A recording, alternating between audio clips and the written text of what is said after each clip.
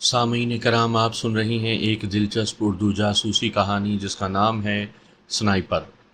इस कहानी के मुसन्निफ़ हैं रियाज आकिब कोहलर और ये इस सिलसिले की किस्त नंबर 35 है। मुझे उम्मीद है आपको मेरी ये काविश पसंद आ रही होगी। आपने अगर अभी तक मेरा चैनल कहानी घर सब्सक्राइब नहीं किया तो अभी मेरे चैनल को सब्सक्राइब करके बेल नोटिफिकेशन ऑन कर लीजिए ताकि आने वाली हर नई कहानी की इत्तला हर वक्त आप तक पहुंच सके।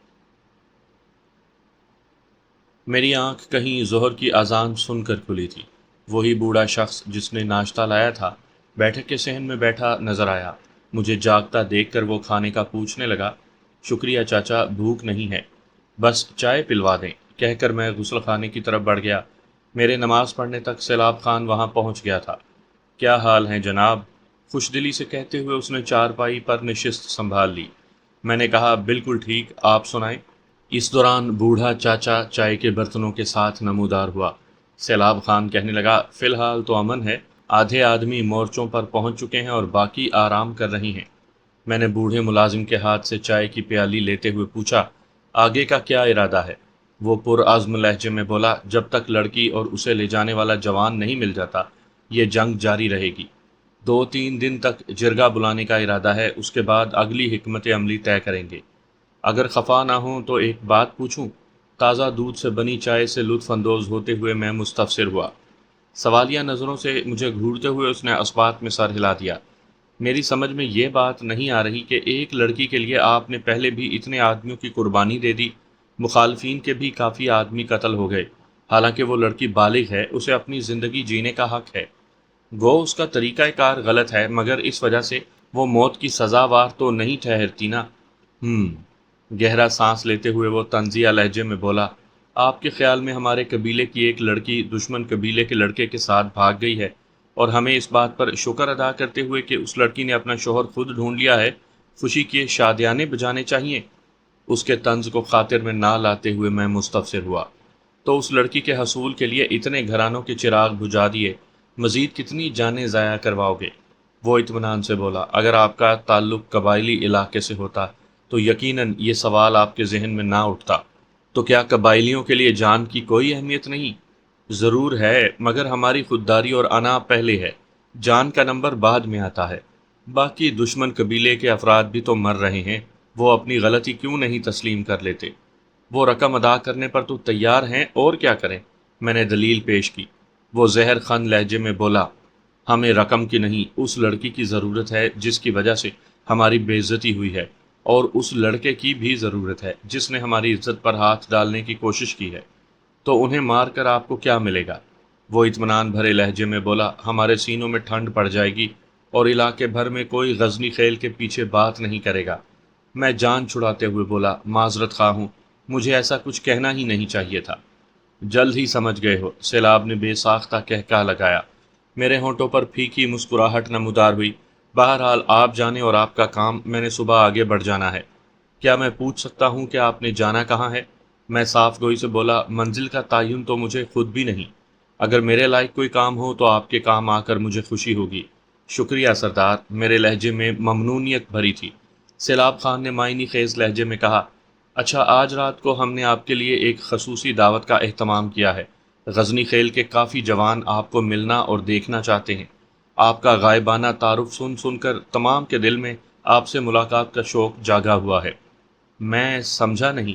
उसका मायनी खेज अंदाज मुझे हैरान कर गया था। वो मेरे सर पर बम फोड़ते हुए बोला, इसमें समझने की क्या बात है जनाब SS? वो ऐसे निशानेबाज को देखना चाहते हैं जिसका निशाना कभी ख़ता नहीं जाता। SS? मैं गड़बड़ा गया था। जी मोहतरम, सैलाब खान आंखें मींचते हुए बोला, नौशाद गुल आपको देखते ही पहचान गया था और आपको जोश दिलाने के लिए ही उसने शर्त लगाई थी। उसी रात आपके सो जाने के बाद मुझे मोर्चे से बाहर बुलाकर उसने सब कुछ बता दिया था। चूंकि उसे आपकी सलाहियतों का अच्छी तरह अंदाज़ा था, इसलिए सुबह सवेरे ही उसने अपनी राइफल बचाने के लिए शर्त वापस ले ली थी। उसे पहचानने में गलती भी तो हो सकती है।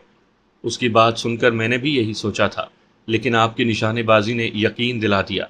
इस मर्तबा मैंने किसी लूली लंगड़ी दलील का सहारा लिए बगैर खामोशी इख्तियार की। वो मुझे तसल्ली देते हुए बोला, फ़िक्रमंद होने की ज़रूरत नहीं, नौशाद गुल अब किसी खान का मुलाजिम नहीं है, बल्कि सच कहूँ تو وہ آپ سے بہت زیادہ متاثر ہے۔ ہم سب پر بھی آپ کا احسان ہے کہ آپ کی وجہ سے ہم اس گھیرے سے باہر نکل سکے۔ ایسی کوئی بات نہیں سردار، نہ تو مجھے پریشانی ہے اور نہ کوئی خوف، بس یہ سوچ کر خفت ہو رہی ہے کہ لوگوں نے میرے بارے میں کچھ زیادہ ہی مبالغہ آرائی کی ہوئی ہے۔ نوشاد گل کہہ رہا تھا کہ آپ نے اس کی آنکھوں کے سامنے پلوشہ خان وزیر کے سر پر رکھے گلاس کو نشانہ بنایا تھا، کیا یہ جھوٹ ہے؟ میں جلدی سے بولا، اسے اتفاق ہی کہہ سکتے ہیں۔ وہ مزاحیہ انداز میں بولا، ان کے سردار جہان داد کو اس سر میں 2 کلومیٹر دور سے گولی مارنا یہ بھی اتفاقاً ہوا ہوگا، بلکہ سردار جہاں داد کے سارے مرنے والے ساتھیوں کے سر میں اتفاقی طور پر گولی لگتی رہی ہوگی، اور کل شلوبر اور میام خیل کے سارے آدمی بھی اتفاقی طور پر ہی زخمی ہوتے رہے۔ میں خفیف سا ہوتا ہوا بولا، اچھا چھوڑیں اس موضوع کو، آپ کی سمجھ میں میرا نقطہ نظر نہیں آئے گا۔ اچھا اب تو بتا دیں کہ افغانستان کس سلسلے میں آنا ہوا ہے؟ اس نے موضوع تبدیل کرنے میں دیر نہیں لگائی تھی۔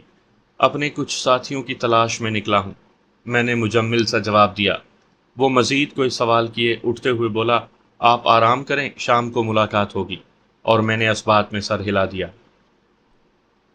شام کے بجائے سپہر ہی کو شام کے کھانے کا بندوبست ہونے لگا تھا۔ وسیع بیٹھک کے صحن میں الاؤ جلا کر وہ سالم دمبے روسٹ کر رہے تھے۔ اس کے علاوہ بھی مقامی طور پر کئی مقامی پکوان تیار کیے جا رہے تھے، جن میں کابلی پلاؤ اور افغانی کباب وغیرہ شامل تھے۔ اسی دوران نوشاد گل اور گلریز بھی وہاں پہنچ گئے تھے۔ یہ دونوں قبیل خان کے لشکر کا حصہ رہ چکے تھے۔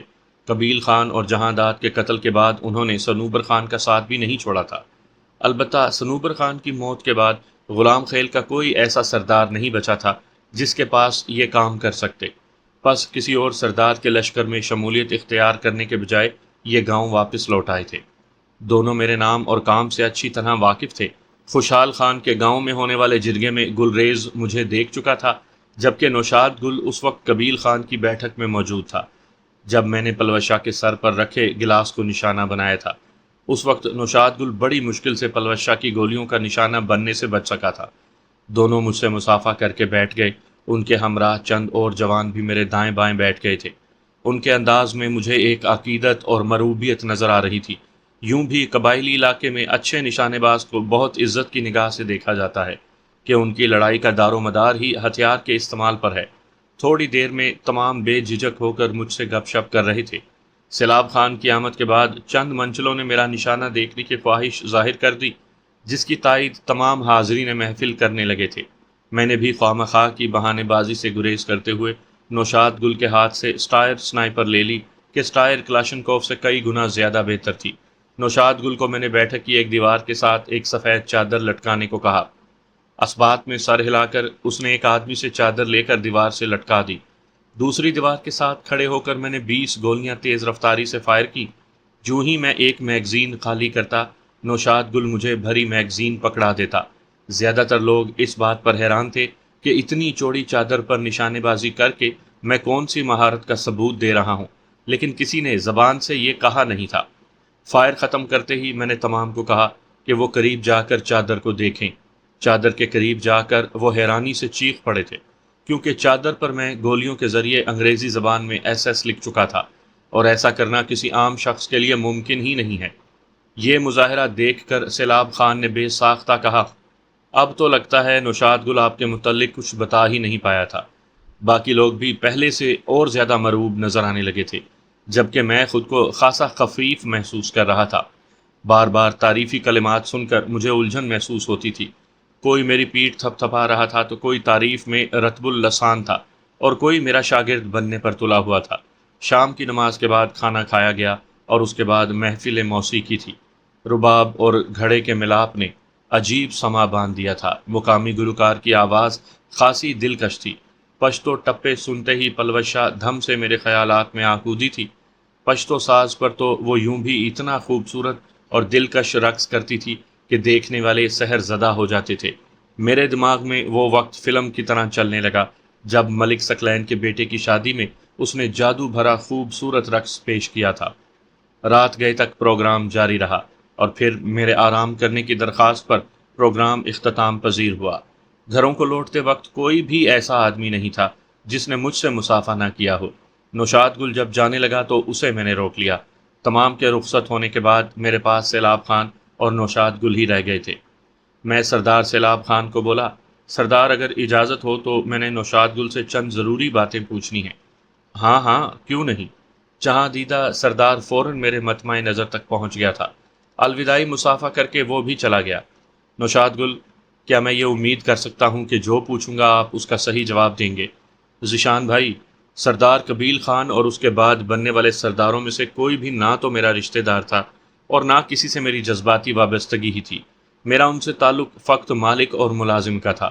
اس لیے آپ نے جو پوچھنا ہے بے جھجک ہو کر پوچھیں۔ اگر مجھے معلوم ہوا تو کبھی نہیں چھپاؤں گا۔ وہ میرے اصل نام سے واقف تھا۔ ایلبرٹ بروک، ٹریسی واکر اور کرنل کولن فیلڈ میں سے کسی کو جانتے ہو؟ اس نے اسبات میں سر ہلایا۔ تینوں کو جانتا ہوں۔ میں نے پرجوش لہجے میں پوچھا، یہ تینوں یا ان میں سے کوئی ایک مجھے کہاں مل سکتا ہے؟ میں نے ایک بار صنوبر خان کے ساتھ ایلبرٹ بروک اور کالی لڑکی کو غزنی میں پہنچایا تھا۔ اب یہ معلوم نہیں کہ وہ مستقل وہیں ہیں یا کہیں اور چلے گئے ہیں۔ میں غزنی تک کیسے پہنچ سکتا ہوں؟ یہاں سے آپ کو مرناگر جانا ہوگا، وہاں سے پکتیکا نزدیک ہی ہے، اس کے بعد زرغون شہر آئے گا، اس کے بعد پناہ اور اس سے آگے کراباغ ہے، وہاں سے غزنی کی گاڑی مل جائے گی۔ اسی طرح اگر زرغون سے آپ سیدھا آب بند کا رخ کریں تو وہاں سے بھی غزنی جا سکتے ہیں۔ یہ میں سڑک کا راستہ بتا رہا ہوں۔ اگر آپ پکتیکا سے سیدھا غزنی کا رخ کریں تو یہ راستہ مختصر ہے، مگر بڑی سڑک میسر نہیں۔ اس طرف آپ کو کچے پکے راستوں اور پہاڑی علاقے کو عبور کرنا پڑے گا۔ میں نے مزید ضروری معلومات دریافت کیں اور اس کا شکریہ ادا کرتے ہوئے اسے جانے کی اجازت دے دی۔ وہ تمام رات میں نے آگے کی حکمت عملی بناتے گزاری۔ غزنی ایک بڑا شہر تھا اور وہاں امریکن فوج نے اپنی چھاؤنی بنائی ہوئی تھی۔ اس حساس علاقے میں گھسنا اتنا بھی آسان نہیں تھا۔ اس کے لیے مجھے کسی ایسے منصوبے کی ضرورت تھی جس میں غلطی کی گنجائش نہ ہوتی، مگر ایسا صرف سوچا جا سکتا تھا۔ عملی طور پر اگر یہ ناممکن نہیں تو بہت زیادہ دشوار تھا۔ سب سے بڑھ کر میں نے کسی کو جان سے نہیں مارنا تھا کہ دور سے گولی چلا کر اپنا کام کر لیتا۔ مجھے تو ان کے کیمپ میں گھس کر اپنی بے گناہی کے ثبوت ڈھونڈنا تھے۔ یہ سراسر جاسوسوں والا کام تھا۔ گو ایک سنائپر کو وقت پڑنے پر ہر کام کرنا پڑتا ہے، لیکن پھر بھی نشانے بازی اور مار دھار سے جاسوسی ایک الگ کام تھا۔ صبح ناشتے وغیرہ سے فارغ ہو کر میں نے سیلاب خان کو کہہ کر کاغذ پین منگوایا اور نوشاد گل سے سنی ہوئی معلومات کو ایک نقشے کی صورت میں کاغذ پر اتار لیا۔ راستے کے لیے کھانے پینے کی چیزیں سفری تھیلے میں ڈال کر میں جانے کے لیے تیار تھا۔ اس وقت تک نوشاد گل اور چند اور جوان بھی پہنچ گئے تھے۔ میں تمام کی میت میں چلتا ہوا غزنی خیل سے باہر نکلا اور ان سے الوداعی معانقہ کر کے غزنی خیل سے غزنی کی طرف روانہ ہو گیا۔ خان قلعے کو میں پیچھے چھوڑ آیا تھا۔ اب مرناگر سے ہوتے ہوئے میں نے پکتیکا پہنچنا تھا۔ مرناگر سے پکتیکا کے لیے گاڑی بھی مل جاتی تھی، لیکن گاڑی میں سفر کرنے میں یہ قباحت تھی کہ میں کلاشنکوف ساتھ نہیں لے جا سکتا تھا۔ غزنی خیل سے شمال کی جانب ایک چوڑے نالے میں کلومیٹر 1.5 چلنے کے بعد مجھے مغرب کی طرف مڑنا تھا۔ موسم تقریباً صاف تھا۔ شمالی جانب ہلکے ہلکے بادل نظر آ رہے تھے اور بظاہر بارش یا برف باری کا کوئی امکان نہیں تھا، لیکن اس کے ساتھ میں اس بات سے بھی واقف تھا کہ بادلوں کو اکٹھا ہونے میں اتنی دیر نہیں لگتی تھی۔ اس موسم کے ہاتھوں میں ایک بار پہلے بھی مرتے مرتے بچا تھا۔ اب میں اس موسم پر بالکل بھی اعتبار نہیں کر سکتا تھا۔ میرا پختہ ارادہ تھا کہ موسم کے ذرا سا بھی خراب ہونے پر میں بغیر سفر جاری رکھے کسی پناہ گاہ میں گھس جاؤں گا۔ سردی کافی بڑھ گئی تھی، دسمبر شروع ہونے والا تھا اور دسمبر کی شروعات کے ساتھ ہی پہاڑی علاقے میں مزید برف باری ہونے کا امکان تھا۔ نالا موڑ مڑتے ہی ہلکی ہلکی اترائی شروع ہو گئی تھی۔ موڑ مڑ کر میں چند قدم ہی لے پایا تھا کہ اچانک کسی نے زوردار آواز میں للکار کر مجھے رکنے کو کہا۔ ایک دم میرے قدم رک گئے تھے۔ آواز کی سمت دیکھنے پر 4 آدمی جھاڑیوں کے جھنڈ سے برآمد ہوتے دکھائی دیے۔ چاروں مسلح تھے۔ یقیناً وہ کسی غلط فہمی کی بنا پر مجھے روک رہے تھے۔ ہتھیار نیچے پھینک دو، ایک کرخت شکل کے لمبے آدمی نے دور ہی سے حکم جاری کیا۔ شاید آپ لوگوں کو کوئی غلط فہمی ہوئی ہے، میں بکواس بند کرو اور ہتھیار نیچے پھینکو۔ اس مرتبہ اس نے کلاشنکوف میری جانب تان کر درست لہجے میں کہا۔ افسوس بھرے انداز میں سر ہلاتے ہوئے میں نے کلاشنکوف نیچے رکھی۔ پیچھے ہو جاؤ، اس نے ہتھیار سے دور ہونے کا اشارہ کیا۔ میں چند قدم لے کر ہتھیار سے دور ہو گیا۔ ان چاروں کے چہرے پر چھائے خشونت بھرے تاثرات مجھے حیران کیے ہوئے تھے۔ لمبے آدمی نے قریب پہنچ کر بغیر شناخت پوچھے گریبان سے پکڑ کر جھٹکا دیتے ہوئے مجھے دور پھینکا۔ تمہارے ساتھ کافی حساب کتاب باقی ہے بے غیرت شخص۔ اس کے لہجے میں شامل غیظ و غضب مجھے حیران کیے دے جا رہا تھا۔ اس کے انداز پر مجھے بھی انتہائی غصہ آیا تھا، لیکن اپنی جانب اٹھی 3 کلاشنکوفوں کی موجودگی میں کوئی خطرہ مول نہیں لے سکتا تھا۔ غصے کا کڑوا گھونٹ بھرتے ہوئے میں نے حد الوسع نرم لہجے میں کہا، دیکھو بھائی صاحب، یقیناً تمہیں کوئی غلط فہمی ہوئی ہے۔ میں مسافر ہوں اور اس سے پہلے میں نے آپ لوگوں کو دیکھا تک نہیں۔ تم مسافر تھے، لیکن غزنی خیل قبیلے کے ساتھ مل کر تم نے ہمارے کتنے بندوں کو ناکارہ کیا، اس بات سے تم واقف ہوگے۔ تمہارا کیا خیال ہے، غزنی خیل میں ہمارا کوئی ہمدرد موجود نہیں؟ اس کی بات سنتے ہی میرے دماغ میں سائیں سائیں ہونے لگی تھی۔ شاید وہ شلوبر قبیلے سے تعلق رکھتے تھے۔ غزنی خیل قبیلے کے کسی غدار نے میرا مکمل راز فاش کر دیا تھا، یہاں تک کہ اس نے شلوبر قبیلے والوں کو میرے جانے کے راستے کے بارے میں بھی بتا دیا تھا، اور یقیناً شلوبر قبیلے کے یہ آدمی کافی دیر سے میری گھات میں بیٹھے ہوئے تھے۔ غزنی خیل قبیلے کے ساتھ کرنے والی ہمدردی مجھے راس نہیں آئی تھی۔ ایسی حالت میں تو سیلاب خان کے آدمی بھی میری مدد کو نہیں پہنچ سکتے تھے کہ انہیں اس بابت کچھ معلوم ہی نہیں تھا۔ میں بہت بری طرح پھنس گیا تھا۔ مجھے سوچ میں ڈوبا دیکھ کر اس نے طنزیہ لہجے میں کہا، اب تو بولتی ہی بند ہو گئی ہے۔ زمین سے اٹھتے ہوئے میں نے اپنے کندھوں سے سفری تھیلے کی ڈوریاں نکالیں اور تھیلے کو زمین پر چھوڑتے ہوئے کھڑا ہو گیا۔ ان کے ارادے مجھے چھوڑنے والے نہیں لگ رہے تھے۔ میں نے صلح کی ایک اور کوشش کرتے ہوئے کہا، آپ کو ساری بات معلوم نہیں ہے بھائی صاحب، میں واقعی مسافر ہوں اور غزنی خیل والے مجھے آپ کا آدمی پکڑ کر لے گئے تھے، اور اس سے پہلے کہ میں ان کی غلط فہمی دور کر کے اپنا سفر جاری رکھ پاتا، آپ لوگوں نے انہیں گھیر لیا اور میں بے گناہ پھنس گیا۔ اس کے بعد گزشتہ رات وہ گھیرا توڑ کر نکل بھاگے، میں بھی ان کے ساتھ تھا۔ اب اس میں میرا کیا قصور؟ وہ زہر خند لہجے میں بولا، تمہارا قصور یہ ہے کہ بھاگنے کا سارا منصوبہ تمہارا تھا اور کل دن بھر تم ہمارے آدمیوں کو زخمی کرتے رہے ہو۔ تمہاری ہی ترکیب سے ہمارے کئی آدمی جان سے گئے ہیں۔ انہیں خبر دینے والا محاذ پر نہیں گیا تھا، ورنہ ہمارا کل کا منصوبہ کامیاب نہ ہو پاتا۔ یقیناً اسے کل لڑائی سے لوٹنے والوں ہی سے میرے بارے میں معلوم ہو پایا تھا، اور اپنے کرم فرماؤں تک اس نے فوراً ساری بات پہنچا دی تھی۔ میں نے صفائی پیش کرتے ہوئے کہا، میں نے آپ کے کسی بھی آدمی کو جان سے نہیں مارا۔ انہیں ٹانگوں اور بازوؤں میں گولی مار کر نکارا تو کیا ہے نا؟ میں بھی تمہیں جان سے نہیں ماروں گا، بس دونوں ٹانگوں اور بازوؤں میں گولی مار دوں گا۔ یہ کہتے ہی اس نے کلاشنکوف میری جانب سیدھی کی۔ اس کے کلاشنکوف سیدھی کرتے ہی میں نے حرکت کرنے کا فیصلہ کر لیا تھا۔ اس کے تیور دیکھ کر واضح لگ رہا تھا کہ وہ جو کہہ رہا تھا ویسا ہی کرنا چاہتا تھا۔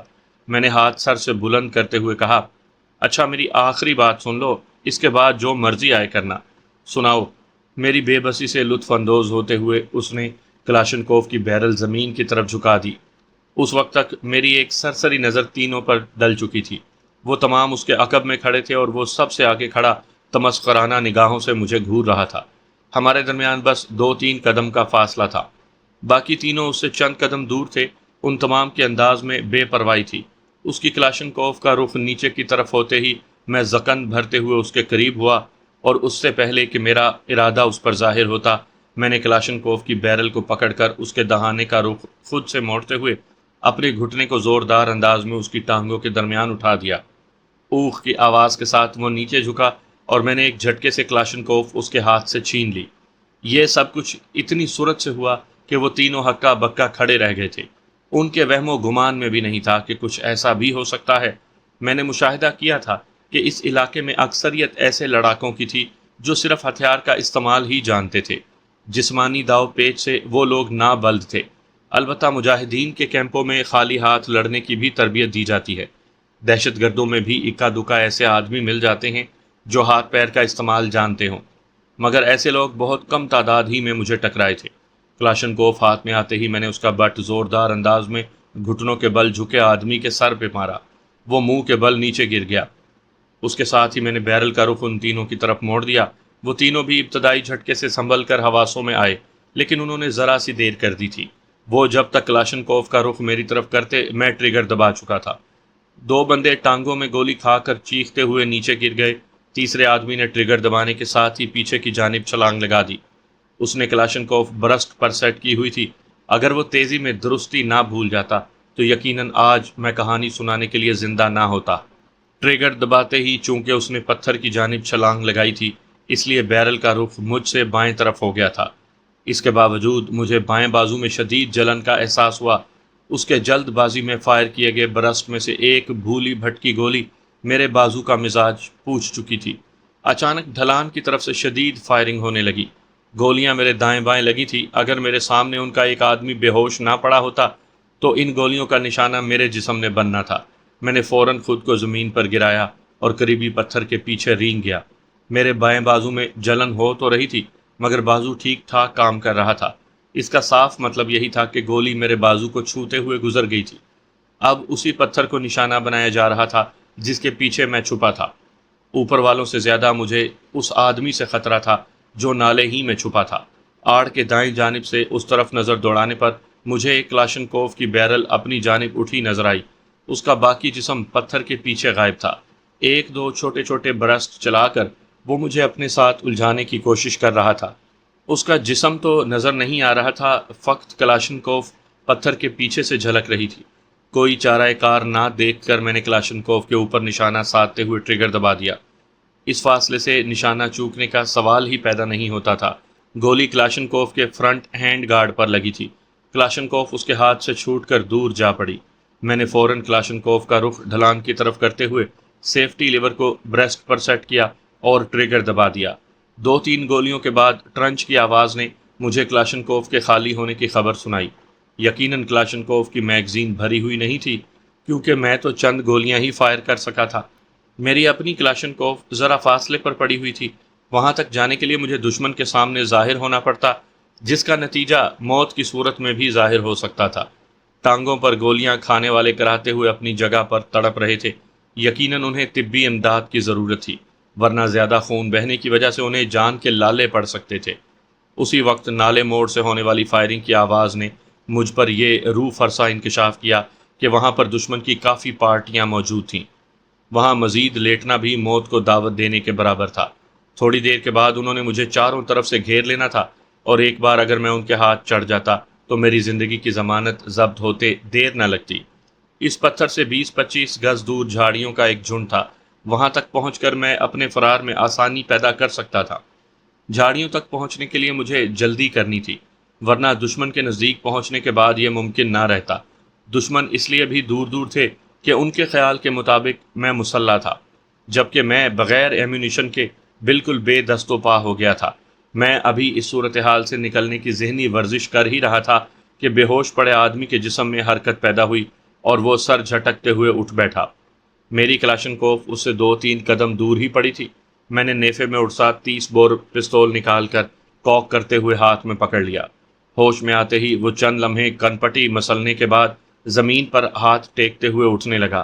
اسی وقت خطرہ مول لینے کا فیصلہ کرتے ہوئے میں زکن بھر کر پتھر کے پیچھے سے نکلا، اور اس سے پہلے کہ وہ مکمل کھڑا ہو پاتا اس کا دایاں بازو مروڑتے ہوئے میں نے اس کی پیٹھ اپنی چھاتی سے لگا لی۔ پتھر کے عقب میں چھپا وہ آدمی جس کی کلاشنکوف کو میں نے نشانہ بنایا تھا، مجھے اپنے ساتھی کے ساتھ مصروف دیکھ کر اس نے پتھر کے پیچھے سے نکل کر اپنی کلاشنکوف اٹھانا چاہی۔ بائیں ہاتھ سے اپنے اسیر کی کلائی تھامتے ہوئے میں نے دائیں ہاتھ میں پکڑا 30 بور کلاشنکوف کی طرف بڑھنے والے شخص کی طرف سیدھی کی اور ٹریگر دبا دی، مگر گولی فائر نہیں ہوئی تھی۔ اس طرح کے مقامی اسلحے کا سب سے بڑا مسئلہ یہی ہوتا ہے کہ بغیر کسی وجہ کے رک جاتا ہے۔ اس وقت مجھے گلگارے کو تحفہ دیے ہوئے گلاک کی سخت کمی محسوس ہوئی۔ اس بیچاری نے تو اصرار بھی کیا تھا کہ میں پستول اپنے ساتھ لے جاؤں، مگر اس وقت مجھے کسی ایسی صورتحال میں پھنسنے کا گمان نہیں تھا۔ پستول کو نیچے پھینک کر میں نے اسی لمبے آدمی کو ڈھال کی طرح اپنے سامنے پکڑ لیا۔ اس کے ساتھیوں نے چند ہوائی فائر کیے۔ مجھے نشانہ بنانے کی صورت ان کے اپنے آدمی کو پہلے گولی لگتی۔ پتھر کے پیچھے چھپے آدمی نے بھی کلاشنکوف اٹھا کر میری جانب تان لی تھی، لیکن میرے سامنے ان کا ساتھی ڈھال کی صورت میں موجود تھا۔ ایک ہاتھ سے اس کا مروڑا ہوا بازو پکڑ کر دوسرا بازو میں نے اس کی گردن میں ڈالا اور اسے زبردستی اپنے ساتھ کھینچتا ہوا کلاشنکوف کے قریب پہنچ گیا۔ نیچے جھک کر کلاشنکوف اٹھانے کی صورت میں وہ میری گرفت سے نکل جاتا۔ میں نے ایک پاؤں سلنگ میں ڈال کر کلاشنکوف کو دھیرے سے زمین سے اٹھایا۔ اس دوران اس نے مچل کر میری گرفت سے نکلنا چاہا۔ اس کے گلے میں ڈالے ہوئے بازو کے پھندے کو مزید کستے ہوئے میں نے اسے خاموش دھمکی دی۔ کسی اکھڑ سے اکھڑ آدمی کو بھی سمجھانے کے لیے زبان سے زیادہ عملی دھمکی کام آتی ہے۔ اسے بھی معلوم ہو گیا تھا کہ حرکت کرنا اس کی گردن کو ناقابل تلافی نقصان پہنچا سکتا ہے۔ جسم ڈھیلا چھوڑتے ہوئے اس نے تعاون کا اعلان کرتے دیر نہیں کی تھی۔ کلاشنکوف ہاتھ میں آتے ہی میں نے بیرل اس کی پیٹھ سے لگائی اور اس کے گلے سے بازو نکال لیا۔ کلاشنکوف کی سرد بیرل گردن میں پڑے ہوئے بازو سے بھی زیادہ ڈرانے والی بات تھی۔ وہ میرے سامنے بے حس و حرکت کھڑا رہا۔ اس کا دوسرا ساتھی مجھے دھمکیاں دینے لگا، اگر 1 منٹ کے اندر اندر تم غائب نہ ہوئے تو ان دونوں کے ساتھ لیٹے نظر آؤ گے۔ میں نے زمین پر پڑے زخمیوں کی طرف اشارہ کرتے ہوئے دھمکی دی۔ اس نے فوراً ایک بڑے پتھر کے عقب میں آڑ لے لی تھی۔ میرے پاس وقت کم تھا۔ دیر ہونے کی صورت میں ان کے مزید ساتھی پہنچ جاتے اور میرا پکڑا جانا یقینی ہو جاتا۔ اس لمبے آدمی کو اپنے سامنے ڈھال کی طرح رکھ کر میں الٹے قدم پیچھے ہٹنے لگا۔ اس کے ساتھیوں کو میری حکمت عملی سمجھ میں آ گئی تھی۔ انہوں نے مجھے دھمکانے کے لیے تیز فائرنگ شروع کر دی، لیکن ان کی کوئی بھی گولی ان کے ساتھی سے اتصال کیے بغیر مجھ تک نہیں پہنچ سکتی تھی۔ درختوں کے جھنڈ میں گھستے ہی میں دشمن کی تمام پارٹیوں کی نظروں سے اوجھل ہو گیا۔ اپنے قیدی کو میں نے گھٹنوں کے بل بیٹھنے کو کہا۔ بغیر کسی ہیل و حجت کے وہ گھٹنوں کے بل بیٹھ گیا۔ میں نے فوراً کلاشنکوف کے بٹ سے اس کے سر کی مضبوطی کا اندازہ لگانے کی کوشش کی۔ وہ ایک بار پھر منہ کے بل نیچے گر گیا تھا۔ میں مڑ کر بھاگ پڑا۔ ان کے تعاقب سے پہلے میں وہاں سے دور نکل جانا چاہتا تھا۔ وہ گھنی جھاڑیاں میری کافی مددگار ثابت ہو رہی تھی۔ 10-15 منٹ کے بعد ہی میرے کانوں میں تیز فائرنگ کی آواز گونجی۔ یقیناً انہوں نے اپنے بے ہوش ساتھی کو تلاش کر لیا تھا۔ غزنی خیل والی لڑائی کے بعد اس جھڑپ کے دوران بھی میں نے پوری کوشش کی تھی کہ شلوبر کے کسی آدمی کو جان سے نہ ماروں، کیونکہ میں حد الوسع کسی بے گناہ کے خون سے ہاتھ نہیں رنگنا چاہتا تھا، اور اس کوشش میں مجھے خاطر خواہ کامیابی ہوئی تھی۔ گزشتہ روز سے لے کر اب تک شلوبر کا کوئی آدمی میرے ہاتھوں قتل نہیں ہوا تھا۔ البتہ زخمی ہونے والوں کی تعداد 2 درجن کے قریب پہنچ گئی تھی۔ نالے کے درمیان میں درخت موجود نہیں تھے۔ جھاڑیوں کے جھنڈ چونکہ ڈھلان پر تھے، اس لیے مجھے ڈھلان پر ترچھا بھاگنا پڑ رہا تھا۔ فرلانگ بھر دور مجھے ان کے چیخنے چلانے کی آوازیں آ رہی تھیں۔ نہ جانے وہ کیا حکمت عملی تیار کر رہے تھے۔ ان آوازوں پر کان دھرے بغیر میں جھاڑیوں کے درمیان آگے بڑھتا جا رہا تھا۔ آکسیجن لیول کم ہونے کی وجہ سے میرا سانس دھونکنی کی مانند چل رہا تھا۔ دوڑتے دوڑتے میری نظر نالے کے درمیان میں پڑی۔ ان کے 9-10 آدمی نالے کے بیچوں بیچ دوڑتے ہوئے آگے بڑھ رہے تھے۔ ان کا ارادہ مجھ سے آگے بڑھ کر ان جھاڑیوں کے جنگل کو گھیرنے کا تھا۔ اگر ایسا ہو جاتا تو میں نے چوہے دان میں پھنس جانا تھا۔ ایک دم رک کر میں نے ایسی جگہ پر پوزیشن سنبھال لی جہاں سے پورا نالا میری نظروں کے سامنے تھا۔ اس کے ساتھ ہی کلاشنکوف کو سنگل راؤنڈ پر سیٹ کرتے ہوئے میں نے سب سے آگے والوں کی ٹانگوں پر شست لے کر مسلسل 3 بار ٹریگر دبا دیا۔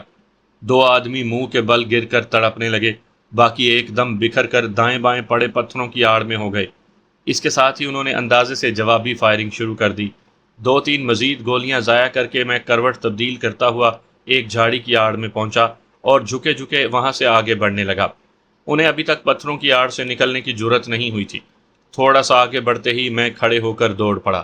کلومیٹر بھر آگے نالا 2 حصوں میں تقسیم ہو رہا تھا، اور ان کے وہاں تک پہنچنے سے پہلے مجھے اگلے نالے میں پہنچنا تھا، کیونکہ جلد ہی انہیں یقین ہو جانا تھا کہ میں آگے بڑھ گیا ہوں، اور اس کے بعد وہ تیز رفتاری سے نالا موڑ تک پہنچ سکتے تھے۔ میرے بائیں بازو میں ہلکی ہلکی جلن اور اچھا خاصا درد ہو رہا تھا۔ یقیناً گولی نے کافی گہری خراش ڈالی تھی۔ اپنے بازو کی جلد پر مجھے خون کی نمی بھی محسوس ہو رہی تھی، لیکن میرے پاس اتنا وقت نہیں تھا کہ رک کر بازو پر پٹی وغیرہ لپیٹ سکتا۔ بس اطمینان تھا تو اتنا کہ گولی بازو کو زیادہ نقصان نہیں پہنچا سکی تھی اور رگڑ کھاتے ہوئے نکل گئی تھی۔ نالے موڑ کے قریب پہنچنے تک میرا سانس دھونکنی کی طرح چل رہا تھا۔ کلومیٹر بھر کا فاصلہ جو میدانی علاقے میں 10-12 منٹ میں آسانی سے طے ہو جاتا ہے اور تھکن بھی محسوس نہیں ہوتی، پہاڑی علاقے میں اس سے دگنا وقت لگا کر بھی اتنا فاصلہ بمشکل طے ہو پایا تھا، اور اس کے ساتھ میرا سانس یوں پھولا ہوا تھا جیسے میلوں کی مسافت طے کر کے آ رہا ہوں۔ اس جگہ پر 3 نالے آ کر اس چوڑے نالے میں مل رہے تھے۔ ایک نالا دائیں طرف سے، دوسرا بائیں، اور ایک نالا سیدھا آ کر اس چوڑے نالے میں مل رہا تھا۔ مرناگر نامی گاؤں کو دایاں نالا جاتا تھا، لیکن دائیں نالے میں جانے کے لیے مجھے وہ چوڑا نالا عبور کرنا پڑتا، جبکہ دشمن نالے میں موجود تھا اور تیزی سے آگے بھی بڑھ رہا تھا۔ سیدھا جانے کا بھی کوئی فائدہ نہیں تھا کہ ایک تو اس نالے میں جھاڑیاں کم نظر آ رہی تھی، دوسرا اس نالے میں جاتے ہوئے میں دشمن کو دور سے نظر آ سکتا تھا۔ صورت سے فیصلہ کرتے ہوئے میں بائیں طرف کے نالے میں گھس گیا کہ اس وقت میری پہلی ترجیح اپنی جان کو بچانا تھا۔ مرناگر گاؤں کو بعد میں بھی ڈھونڈا جا سکتا تھا۔ بائیں نالے میں مڑتے ہی میں نالے کے دائیں کنارے کے ساتھ آگے بڑھنے لگا۔ ایک خاص فرق یہ پڑا تھا کہ اس جگہ سے چڑھائی شروع ہو رہی تھی۔ حالانکہ پہلے میں اترائی میں بھاگتا ہوا آ رہا تھا۔ چڑھائی میں دوڑنا ناممکن تھا۔ میں تیز قدموں سے آگے بڑھنے لگا۔ جھاڑیوں کے جھنڈ بتدریج اونچائی کی طرف چلے گئے تھے۔ میں بھی نالے میں سیدھا چلنے کے بجائے ترچھا ہو کر اوپر کی طرف چلنے لگا۔ فرلانگ بھر چلنے کے بعد ہی مجھے عقب میں فائرنگ کی آواز سنائی دی، لیکن فائرنگ کا رخ متعین نہیں تھا۔ اس کا واضح مطلب یہی تھا کہ وہ میرے جانے کی سمت سے آگاہ نہیں تھے اور اندازے ہی سے فائر کر رہے تھے۔ اس نالے کے دونوں کناروں پر گھنی جھاڑیوں کے جھنڈ موجود تھے، جبکہ سیدھے نالے میں بھی جھاڑیاں موجود تھیں، اور وہی جھاڑیاں مجھے چھپنے میں مدد دے رہی تھیں۔ میں نے قدم روکتے ہوئے ایک جھاڑی کی اوٹ سے نالا موڑ کی جانب نگاہ دوڑائی۔ وہاں 15-20 کے قریب مسلح افراد دکھائی دے رہے تھے۔ یقیناً وہ میری جانے کی سمت کا تعین کر رہے تھے۔ گو وہاں سے مجھے ان کے تیور تو نظر نہیں آ رہے تھے، البتہ میرا اندازہ یہی تھا کہ وہ سخت غصے میں تھے۔ وہ مجھے ناکارہ کرنے آئے تھے، اس کے بجائے اپنے 3-4 آدمی زخمی کروا بیٹھے تھے، اور اتنے آدمیوں کے گھیرے سے ایک بندے کا یوں آرام سے نکل جانا انہیں ہضم نہیں ہو پا رہا تھا۔ وہ لمبا آدمی جسے میں نے 2 مرتبہ کلاشنکوف کا بٹ مار کر بے ہوش کیا تھا، وہ مجھے نمایاں نظر آ رہا تھا۔ مجھے یقین تھا کہ اگر میں اب ان کے قابو میں آ جاتا تو اس لمبے نے تو مجھے بغیر وضاحت سنے ہی گولی مار دینی تھی۔ میرے دیکھتے ہی دیکھتے وہ 2 پارٹیوں میں تقسیم ہوئے۔ آدھے سیدھے جانے والے نالے میں گھس گئے، جبکہ بقایا اس نالے میں آ گئے جس میں موجود تھا۔ البتہ دائیں مڑنے والے نالے کو انہوں نے نظر انداز کر دیا تھا۔ اسی وقت میرے ذہن میں یہ خیال آیا کہ اگر وہ نیچے ہی نیچے چلتے ہوئے آگے بڑھتے ہیں تو مجھے وہیں چھپے ہوئے ان کے آگے نکل جانے کا انتظار کرنا چاہیے۔ اس کے بعد میں واپس جا کر مرناگر جانے والے نالے میں گھس کر خود کو محفوظ کر سکتا تھا۔ اس طرح ان کے تعاقب سے بھی میری جان چھوٹ جاتی اور میری منزل بھی کھوٹی نہ ہوتی۔ لیکن جب میں نے اس پارٹی کو مزید 3 حصوں میں منقسم ہوتے دیکھا تو مجھے اپنے منصوبے میں ترمیم کرنا پڑی۔ ان میں سے 4 آدمی نالے کے بائیں کنارے کی طرف بڑھے اور پھیل کر ڈھلان پر چڑھنے لگے۔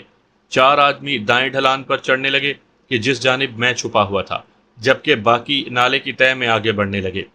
اس کے ساتھ دوسری پارٹی کے آدمی جو سیدھے نالے میں گھسے تھے، انہوں نے اپنے 3 آدمی نالا موڑ ہی پر چھوڑ دیے۔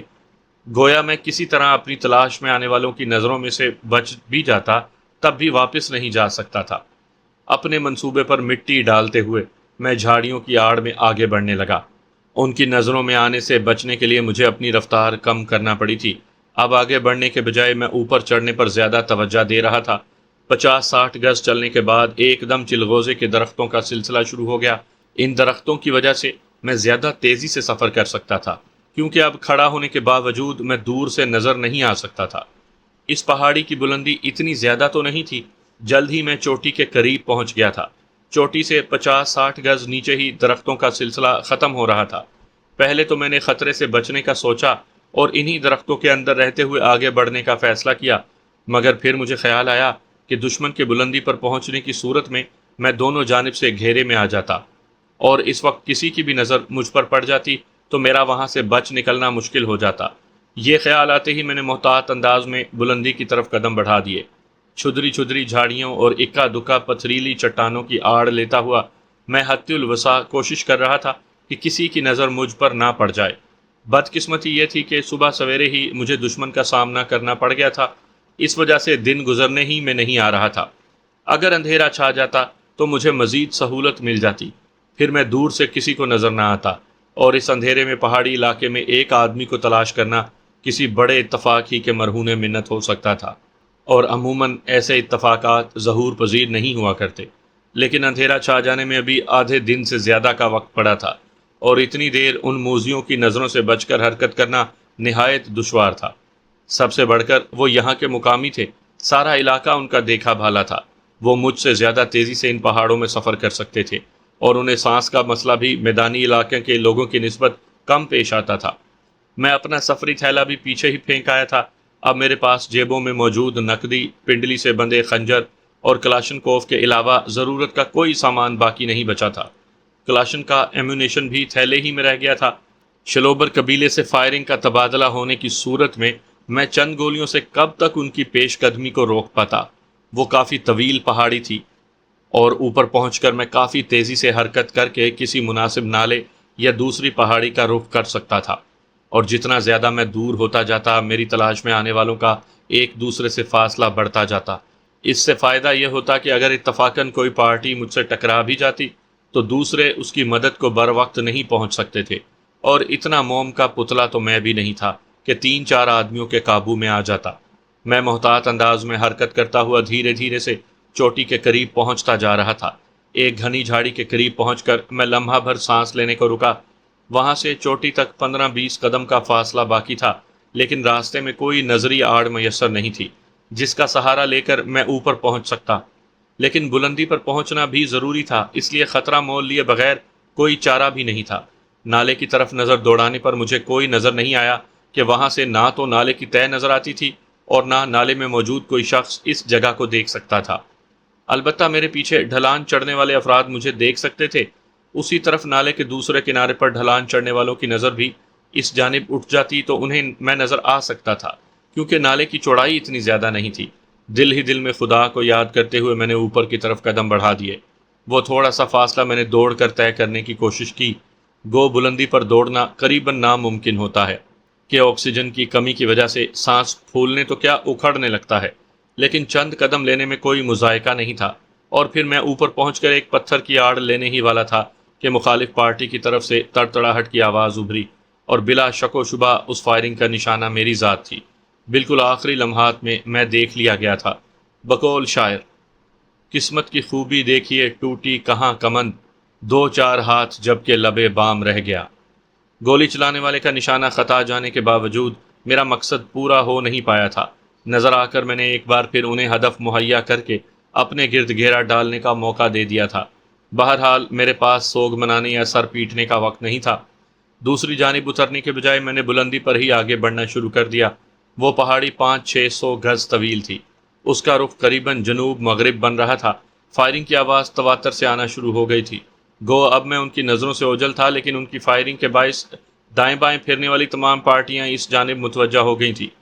اس کے ساتھ لازمی بات ہے انہوں نے یہ بات مخابرے پر بھی دوسری پارٹیوں کو بتا دی ہوگی۔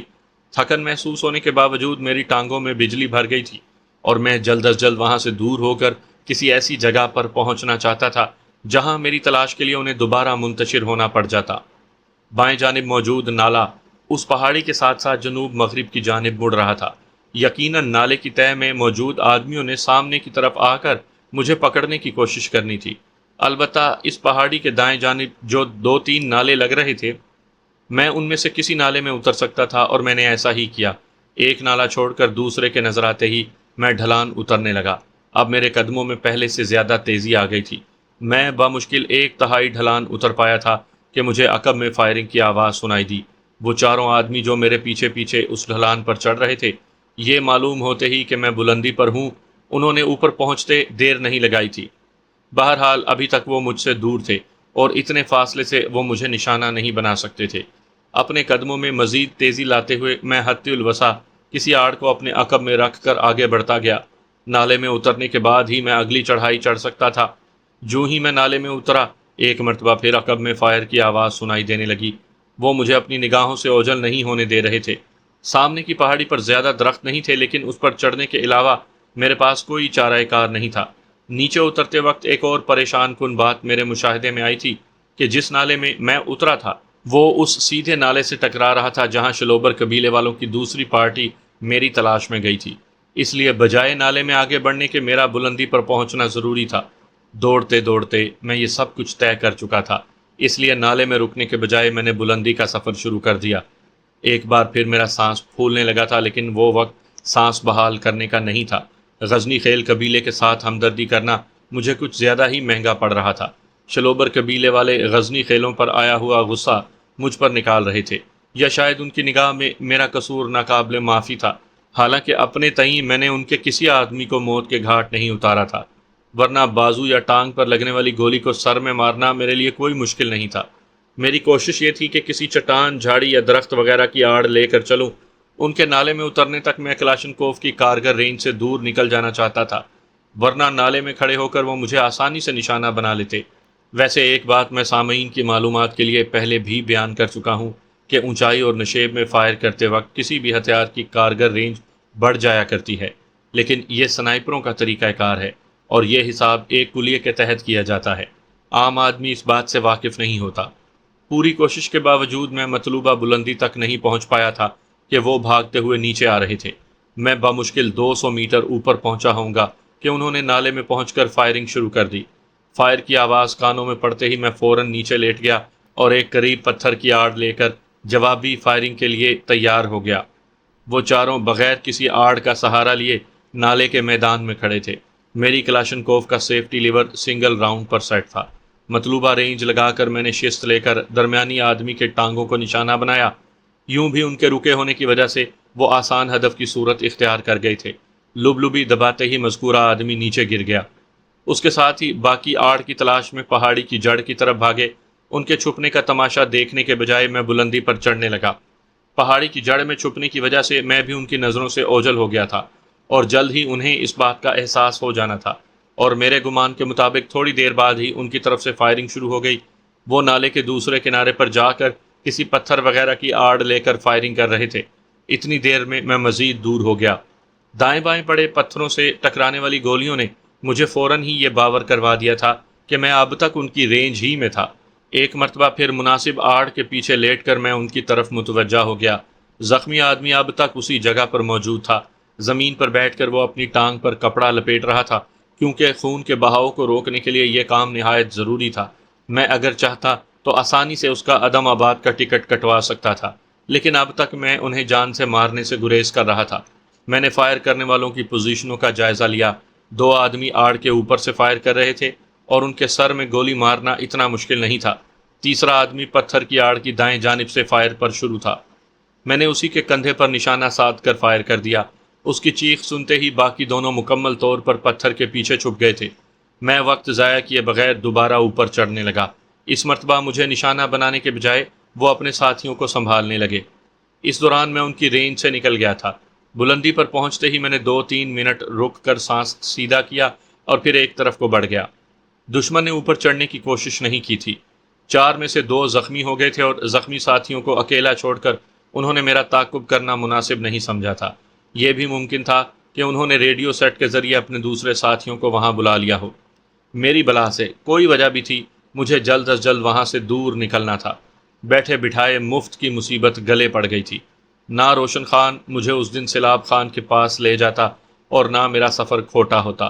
اس ہنگامے میں پھنسنے پر اگر میرا کوئی فائدہ ہوا تھا تو بس اتنا کہ نوشاد گل کے ذریعے مجھے تھوڑی بہت معلومات مل گئی تھیں، وہ بھی ادھوری سی، کہ وہ ٹریسی اور ایلبرٹ بروک کے ساتھ ایک بار غزنی گیا تھا۔ اب نہ معلوم وہ مستقل وہیں رہتے تھے یا ایک بار ہی کسی وجہ سے وہاں گئے تھے۔